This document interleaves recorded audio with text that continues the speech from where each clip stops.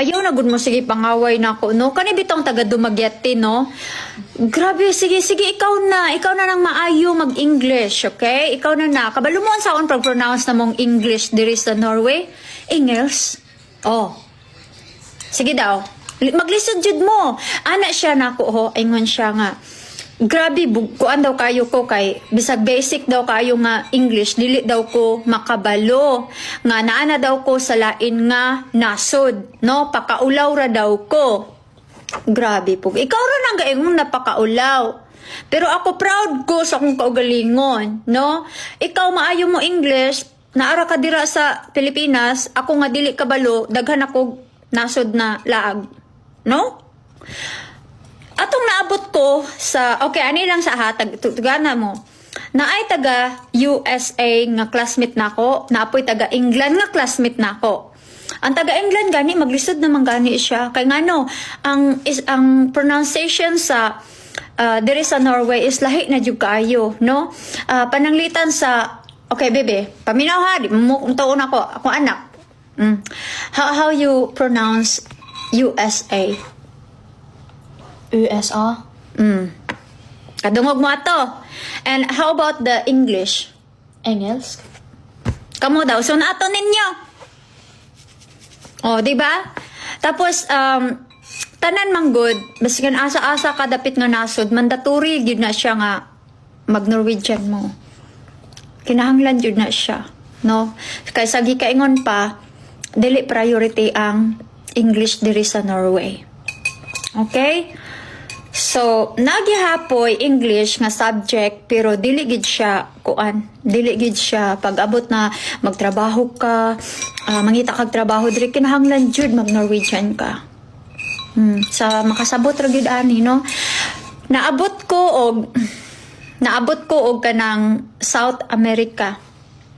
Dito jud nako na feel nga maskin diri sa Norway, na feel gid nako nga maayo ko mo English pero na-feel na ako nga useless ang ako ang English nga nag-effort yung kayo kung English nga ang tao di kasabot, no?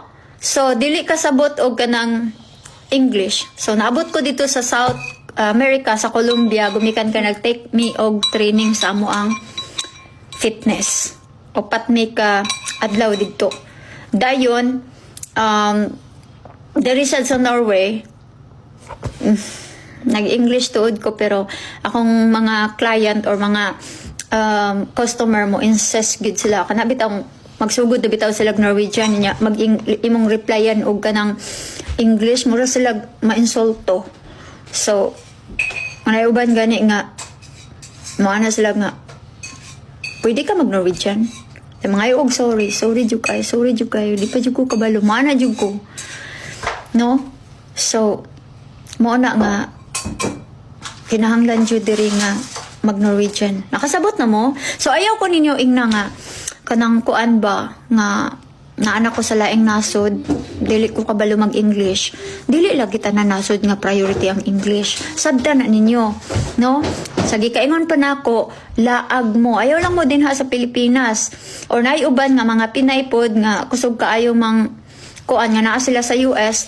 Laag sa muglaing nasod. Kung naa mo diha sa US, laag mo, gawas mo sa uban nga country. Kay naa gikan mo sa Pilipinas, diretso ra mo din ha sa US. Kay ang kana bitong uban nga mga Pinay, no, or Pinoy, kita mga Filipino ba, kung maabot na bitaw ta asa-asa nga nasod, kuan na ta, open-minded na ta, mao di ay, so more knowledge na bitaw ang imong mahibalan.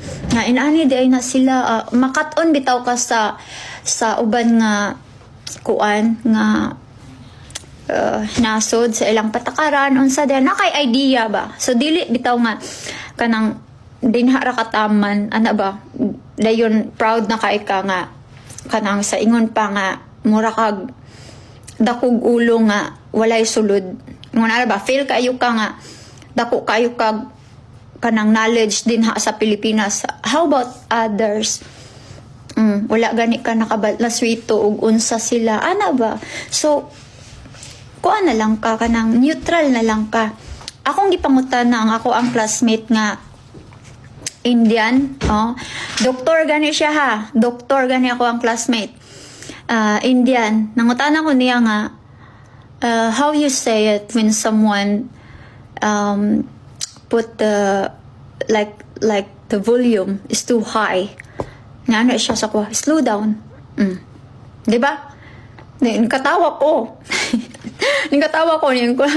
I also said the same, especially when it's like too rush, you know. Gusto ko magdali-dali, bitaw. Inana ba? So, mauto nga, ang proper gauge siya nga pagkaingon is like take it down. Inana. So, pero maskin pag-asa taibot ang importante ang communication.